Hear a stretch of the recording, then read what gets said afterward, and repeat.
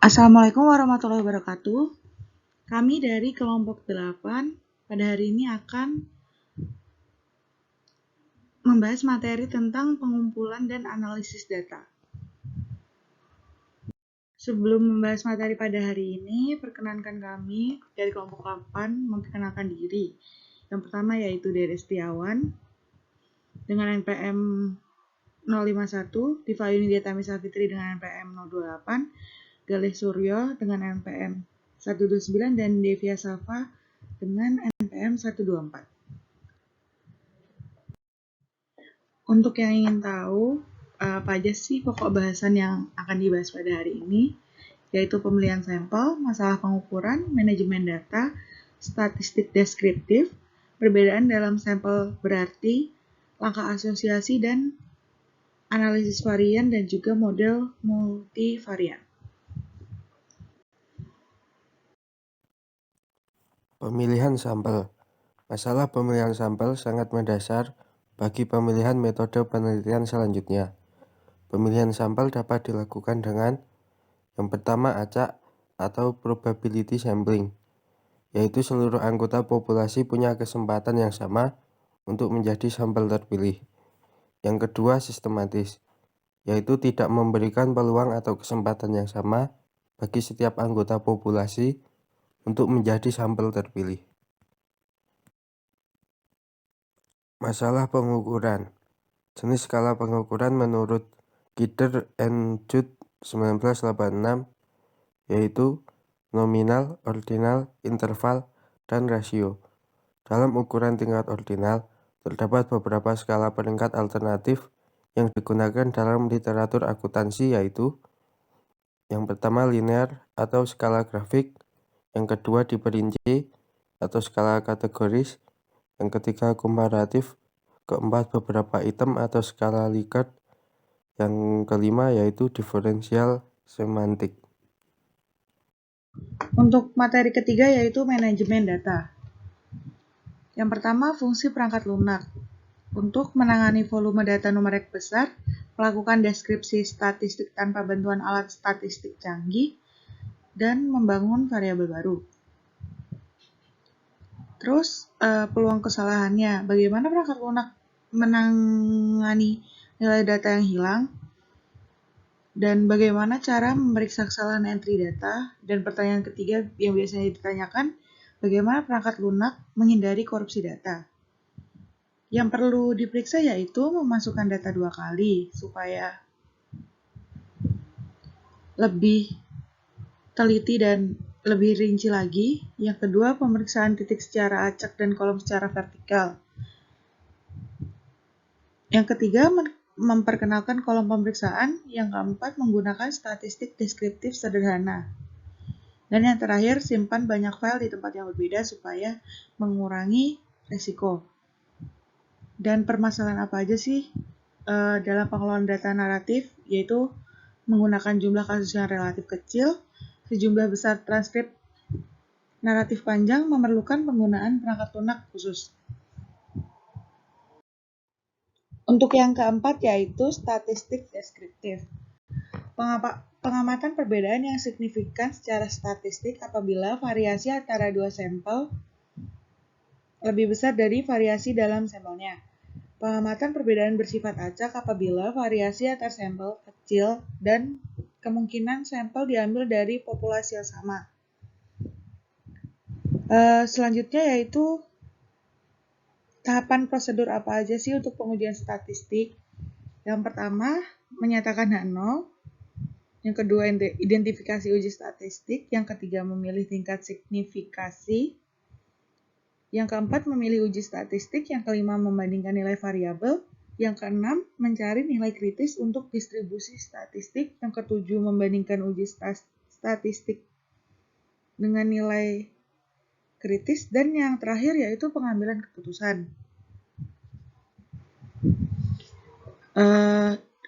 Selanjutnya akan dibahas yaitu klasifikasi uji statistik. Untuk yang pertama, statistik parametrik yaitu mengharuskan data yang diambil dari distribusi normal. Kurva simetris berbentuk lonceng dan ditentukan dengan rata-rata dan ukuran standar defisiasi. deviasi. Selanjutnya statistik non-parametrik, yaitu menggambarkan hubungan, frekuensi, dan peringkat. Dan ini adalah contoh tabelnya. Selanjutnya yang kelima, differences in sample means atau perbedaan dalam sampel berarti. Pengujian perbedaan rata-rata antar pasangan variabel memberikan fokus utama untuk penelitian akuntansi. Berbagai tes tersedia tergantung pada tingkat pengukuran yang terlibat dan cara sampel diambil. Sampel independent. Jika perbedaan antara sampel lebih besar daripada di dalam sampel, maka dapat disimpulkan bahwa sampel diambil dari populasi yang berbeda, sehingga hipotesis nol ditolak. Untuk dalam kasus perpasangan di mana sampai diambil tidak independen tetapi mewakili sebelum dan sesudah situasi yang melibatkan subjek yang sama, maka kita memiliki pengulangan mengukur situasi di mana tes statistik yang lebih kuat tersedia. Untuk dalam kasus berpasangan menggunakan t-test atau uji T. Untuk jika pengambilan sampel tidak diacak, sampel yang dihasilkan berpotensi tidak representatif. Apabila asumsi tentang distribusi populasi juga tidak beralasan, maka perlu mengadopsi tes non-parametrik. Untuk alternatif non-parametrik memiliki dua alternatif uji, yaitu uji tanda atau sign test, dan yang kedua uji Demand-Whitney atau U-test.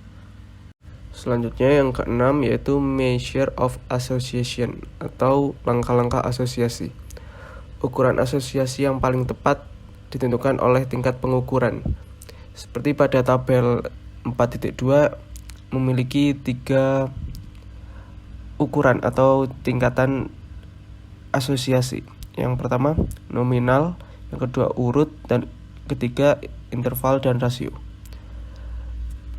Koefisien korelasi Pearson atau R memiliki 3 fungsi vital, yaitu yang pertama menetapkan arah hubungan apapun yang seharusnya secara intuitif, yang kedua menunjukkan variabel-variabel yang mungkin merupakan variabel penjelas yang berguna, dan yang ketiga menyorot potensi masalah multikolineritas dengan mengukur kekuatan hubungan antara variabel penjelas yang bersaing. Yang selanjutnya yaitu koefisien Spearman atau Rho. Rho tidak berpengaruh oleh transformasi data dan menangani secara adil masalah yang terkait dengan outlier tanpa kebutuhan untuk menghilangkan pengalaman ekstrim dari data yang sebaliknya akan bias hasil analisis. Phi dan Kramer's V.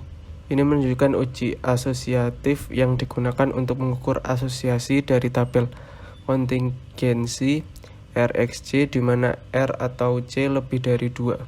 Syarat untuk uji ini adalah skala data variabel haruslah data nominal. Untuk materi selanjutnya mengenai analisis varian atau ANOVA. Jadi ANOVA sendiri merupakan model untuk mengukur signifikansi dan persentase varian. Selain itu juga sebagai sarana untuk menghilangkan masalah multikolinearitas dan masalah heterokedastisitas, serta memfasilitasi estimasi yang tidak biasa dari efek utama dan efek interatif. Berikut merupakan tabel 4.3 yang merupakan salah satu contoh mengenai ANOVA. Selanjutnya adalah multivariate model building, dibagi menjadi 4. Yang pertama adalah analisis regresi, digunakan untuk memahami variabel bebas mana saja yang dapat berhubungan dengan variabel terikat serta untuk mengetahui bentuk hubungan tersebut. Yang kedua ada analisis regresi termoderasi atau MRA, berfungsi untuk mempertahankan integritas sampel sebagai dasar pengontrol pengaruh variabel moderator. Yang ketiga ada structural equating modeling atau SEM.